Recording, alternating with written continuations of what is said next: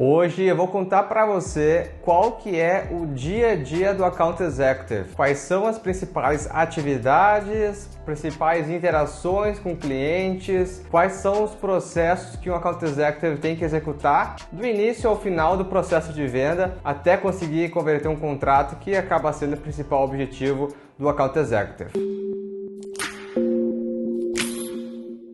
Para quem não me conhece, eu sou William Vale, executivo comercial com mais de 8 anos na área de tecnologia. Aqui no meu canal eu conto sobre vendas, tecnologia, trabalho remoto, compartilho a minha experiência trabalhando hoje como Account Manager e com o meu histórico trabalhando como Account Executive, como Inside Sales. Eu tive várias posições ao longo desses 8 anos e eu falo aqui no meu canal um pouco sobre elas, eu conto a minha experiência para que possa ajudar vocês a crescerem na carreira ou até se recolocarem no mercado ingressando na carreira comercial. Nesse vídeo então eu vou contar para vocês um pouco do dia a dia do Account Executive, quais são as principais atividades, para você ter uma ideia se é algo que você gostaria de começar a atuar ou se é mais ou menos o que você já atua hoje, se você já tem uma posição similar à de Account Executive ou até se você já é um Account Executive. A primeira parte que eu vou trazer para vocês é sobre prospecção. Mas espera, William, prospecção não é somente os SDRs e os BDRs? De uma maneira geral, sim, mas primeiro que existem empresas onde não há esse papel do SDR e do BDR.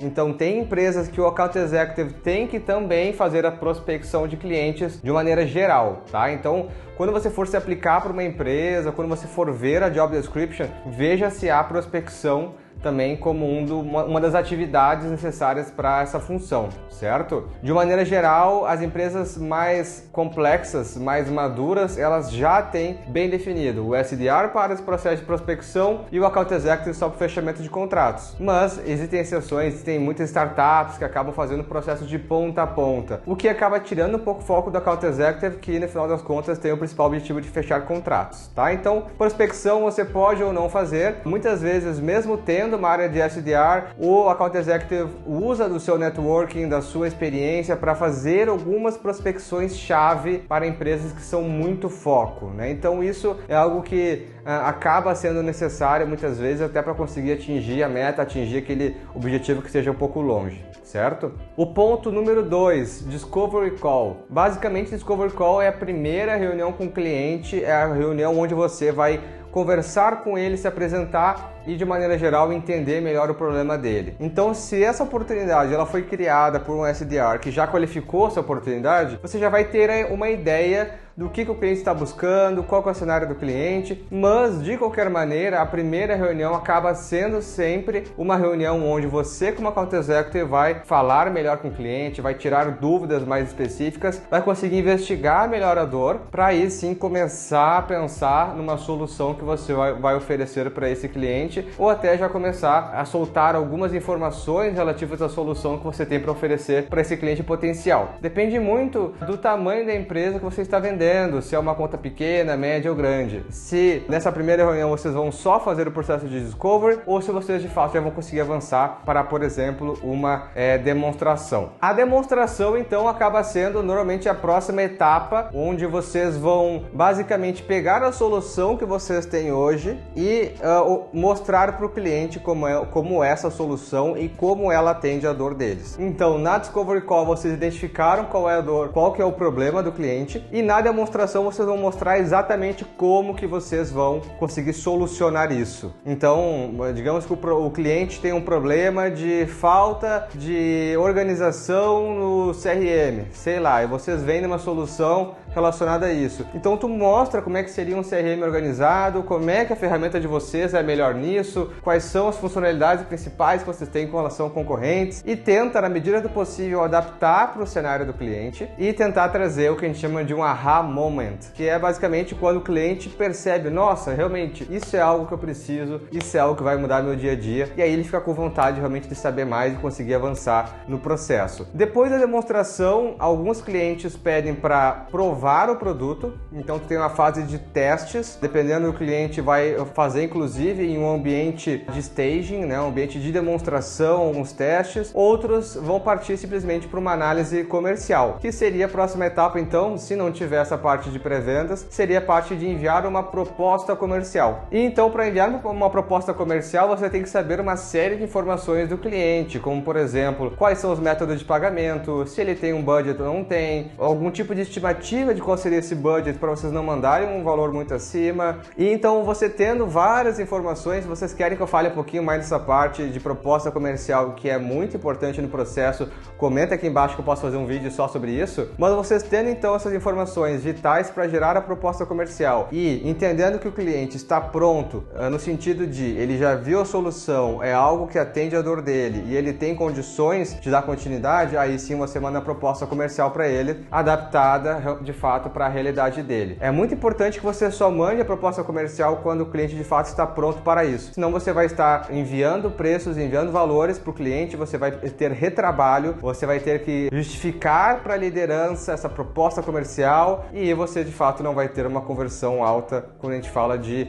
envio de propostas e fechamento de contrato, certo? Passando para a próxima etapa então seria a parte de negociação. Essa parte é a parte mais famosa de vendas, é a parte onde você negocia com o cliente. Muitas vezes você manda uma proposta, o cliente devolve com uma devolutiva, algum ajuste de condições comerciais. Aí depende muito de que tipo de empresa você está falando, quem que é o seu perfil dentro da empresa, se é alguém da área técnica, se é alguém de financeiro, se é alguém da área de negócios. Essas negociações realmente dependem de uma série de fatores. Inclusive, se você trabalha com vendas internacionais, depende também da cultura do país. Por exemplo, o brasileiro, ele tem a tendência a sempre querer negociar, sempre pedir melhores condições, sempre pedir descontos. Isso é algo que já não acontece, por exemplo, quando você vai negociar com o norte-americano. Já trabalhei muito com os Estados Unidos e eles são muito mais diretos no sentido de preço. Eles falam o preço que eles estão dispostos a pagar para aquele tipo de serviço e se eles têm aquele budget, eles vão simplesmente aceitar a proposta e pronto. Claro que se eles não têm, eles podem negociar até de uma maneira bastante direta, mas enfim, não vou ficar falando muito sobre as diferenças de países porque elas são realmente bastante relevantes. E por último, a parte bem importante também, principalmente quando a gente fala de empresas enterprise, empresas key account, empresas muito grandes, é a parte de contrato realmente e assinatura do contrato. Porque nessa parte existem relações com outras áreas, tanto áreas do cliente, quanto áreas internas na sua empresa. Então, quando a gente fala do cliente, a gente tem que passar pelo time de compras, pelo time jurídico, às vezes por um time técnico para avaliar aquela proposta comercial, se é algo que envolve, por exemplo, desenvolvimento, a área de dev ter que de fato atuar naquele processo. Então acaba sendo uma etapa onde é bastante burocrática normalmente e tu precisa realmente atuar como um gerente de produto ou gerente de projeto, onde você vai conseguir fazer um intermédio entre esses stakeholders que estão envolvidos no processo. Um outro ponto aqui que não é assim bem uma etapa durante o processo comercial, mas que entra muito no dia a dia do Account Executive, são as relações com outras áreas dentro da empresa. Por exemplo,